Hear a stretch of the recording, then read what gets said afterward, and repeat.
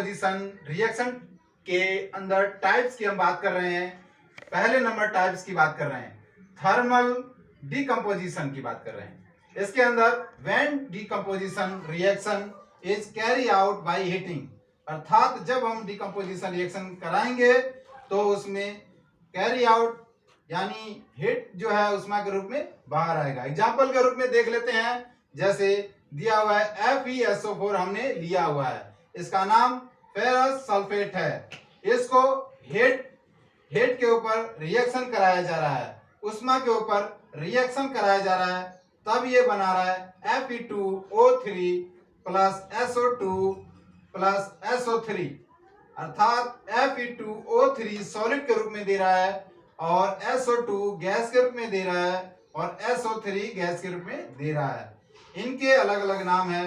पहले Fe2O3 का नाम फेरिक ऑक्साइड है जो, और इसके बाद SO2 का सल्फर डाइऑक्साइड नाम है और तीसरे का SO3 यानी सल्फर ट्राई ऑक्साइड नाम है। अब यहाँ आप ध्यान देंगे, जब भी O2 O3 ऐसे नंबर्स दिखाई दें तो उनके नाम अलग अलग होंगे। आप जैसे देख सकते हैं कि O2 के लिए डाइऑक्साइड लगाया गया है सल्फर के साथ और O3 सल्फर के साथ ट्राइऑक्साइड लगाया गया है। एग्जाम्पल नंबर 2 देखते हैं, जैसे कि PbNO3 का ट्वाइस हमने लिया है जिसका नाम लीड नाइट्रेट पड़ता है। इसका कलर व्हाइट होता है और इसे भी हीटिंग के ऊपर रिएक्शन कराया जाता है, उष्मा के ऊपर रिएक्शन कराया जाता है, जिसमें से प्रोडक्ट के रूप में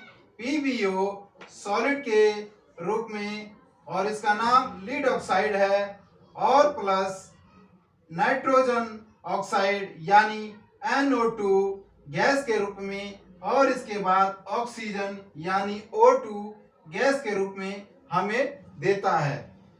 PbO यानी लीड ऑक्साइड ब्राउन कलर देता है, अर्थात लीड ऑक्साइड व्हाइट कलर होता है और जब हीटिंग पर रिएक्शन करता है तो ये लीड ऑक्साइड ब्राउन कलर हमें देता है। अब हम दूसरे टाइप की बात कर रहे हैं।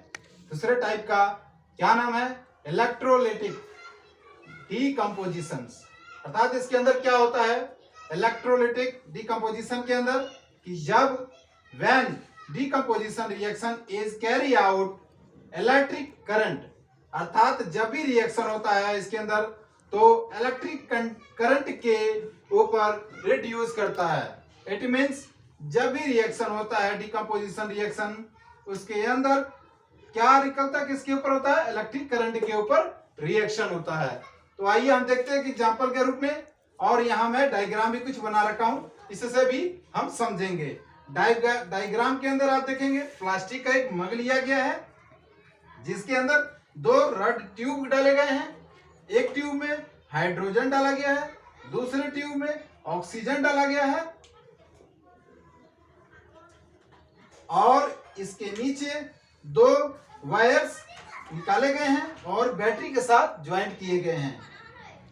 इसके अंदर जो ये आप देख रहे हैं, इसके अंदर ये वाटर भरा हुआ है और वायर की तरफ जिसके अंदर हाइड्रोजन है उस वायर के तरफ कैथोड लगाया गया है, और जिसके अंदर ऑक्सीजन है उस ट्यूब के अंदर, उस वायर के अंदर एनोड लगाया गया है। बीच में आप देख रहे हैं एक स्विच भी लगा पड़ा है।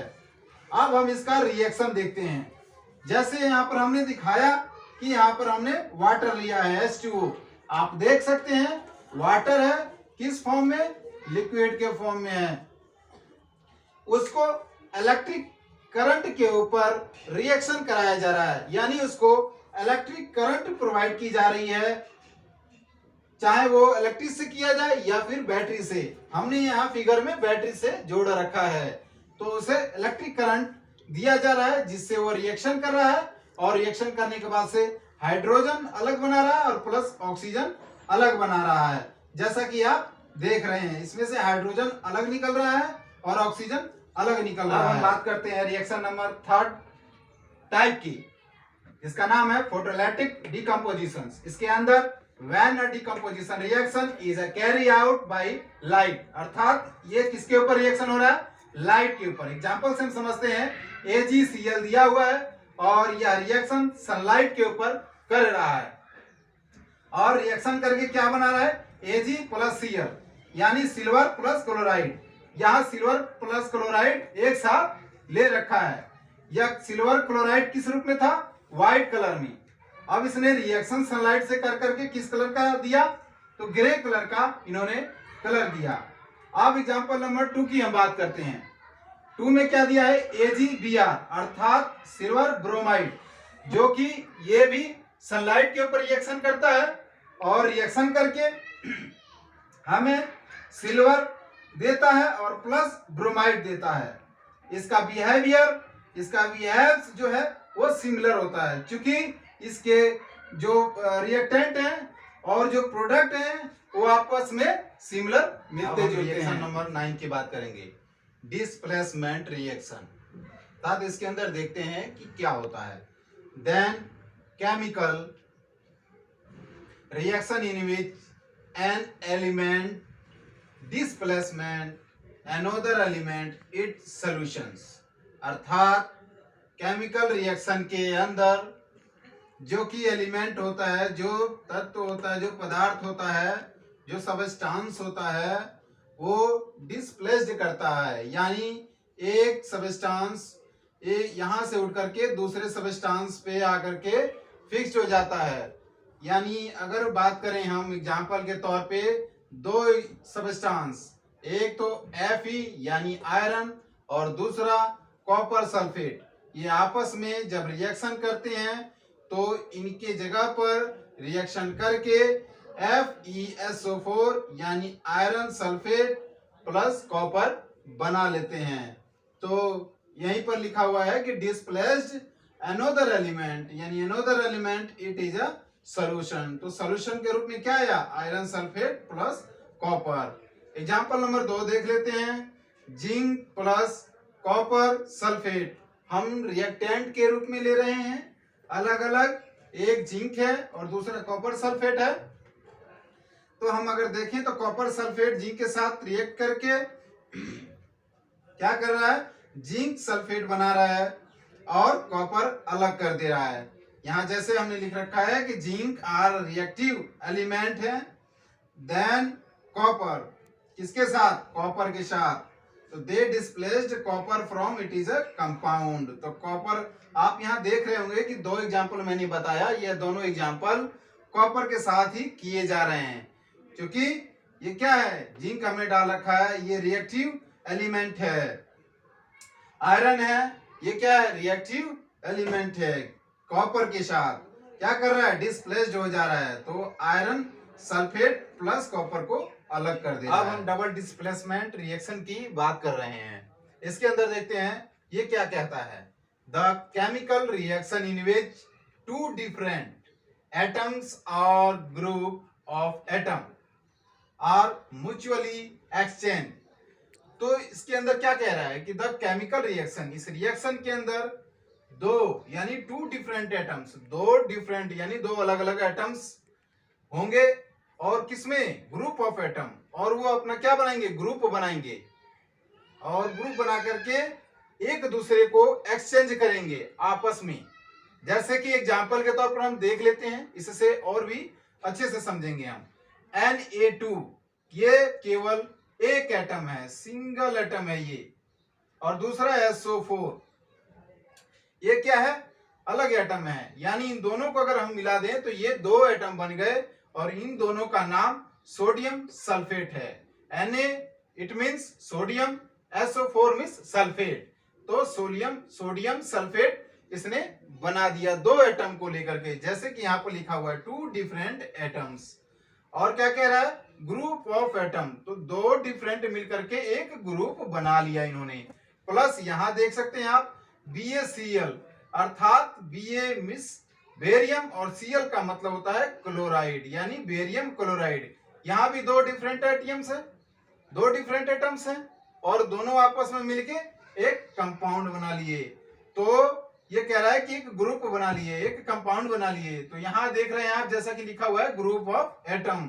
अब ये क्या कर रहे हैं, आपस में ये दोनों रिएक्शन करके barium sulphate plus sodium chloride बना रहे हैं। जैसा कि आप देख रहे हैं कि जैसा यहाँ पर था रिएक्टेंट के अंदर, वैसा ही रिएक्शन के अंदर भी आ रहा है, बशर्ते कि इन्होंने एक एटम्स दूसरे एटम के साथ रिएक्शन करके प्रोडक्ट बनाया। जैसे कि सोडियम क्लोराइड, सोडियम ने Cl के साथ रिएक्शन कर लिया, जैसा कि देख रहे हैं सोडियम क्लोराइड, और सल्फेट ने Ba के साथ रिएक्शन कर लिया, तो इन्होंने क्या बनाया, बेरियम सल्फेट बना दिया। जैसे कि आप यहाँ पर देख रहे हैं BaSO4 बेरियम सल्फेट बनाया प्लस NaCl यानी सोडियम क्लोराइड बनाया। यह एक्वस में है, यह भी एक्वस में है और यह भी एक्वस में है, केवल सोडियम क्लोराइड के सॉलिड में है। एग्जाम्पल नंबर ये 1 था। अब हम 11 नंबर की बात करेंगे, प्रेसिपिटेशन रिएक्शंस। इसके अंदर देखेंगे कि any reactions that produce a precipitate is called precipitation reactions. अर्थात कहने का मतलब यह है कि कोई भी रिएक्शंस, एनी रिएक्शंस क्या करे, प्रोडक्ट के रूप में प्रोड्यूस करे, यानी प्रोडक्ट देता हो। A precipitate is called precipitation reactions. अब यहाँ थोड़ा सा टेक्निकल टर्म्स हैं, इनको समझ लेते हैं कि प्रेसिपिटेट जो है वो इनसॉल्युबल सब्सटेंस होते हैं, यानी अघुलनशील पदार्थ होते हैं, जिसको प्रेसिपिटेशन रिएक्शंस कहा जाता है। ऐसे पदार्थ जो अघुलनशील हो, वह रिएक्शन करें तो उनको क्या कहते हैं, प्रेसिपिटेशन रिएक्शन कहते हैं। एग्जांपल के तौर पर समझते हैं पीबी को लीड कहते हैं, NO3 को नाइट्रेट कहते हैं। तो आप देख सकते हैं इसका पूरा का पूरा लिखा हुआ है नाम PbNO3 का ट्वाइस, ये एक्वस के रूप में है और इसका नाम लीड नाइट्रेट है। प्लस किसके साथ मिल रहा है, ये पोटेशियम आयोडाइड, K से पोटेशियम और I से आयोडाइड, यानी पोटेशियम आयोडाइड के साथ क्या कर रहा है, ये रिएक्शन कर रहा है और रिएक्शन करके प्रोडक्ट बना रहा है। प्रोडक्ट में क्या दे रहा है हमें, PbI दे रहा है, यानी लीड आयोडाइड दे रहा है एक्वस के रूप में, प्लस क्या दे रहा है, पोटेशियम नाइट्रेट दे रहा है, अर्थात KNO3। अब यहाँ कंफ्यूज नहीं होना है कि पोटेशियम आयोडाइड के आगे 2 क्यों लगा है और इधर प्रोडक्ट के रूप में पोटेशियम नाइट्रेट के आगे 2 क्यों लगा है, क्योंकि इसको बैलेंस किया गया है कि left hand side and right hand side दोनों को बैलेंस करना पड़ता है। जब तक बैलेंस नहीं किया जाएगा इक्वेशन, तब तक यह सही नहीं माना जाएगा। अगर आपको यह वीडियो अच्छा लगा हो तो लाइक, ज्यादा से ज्यादा शेयर एंड सब्सक्राइब करके बेल आइकन को दबाना न भूलें।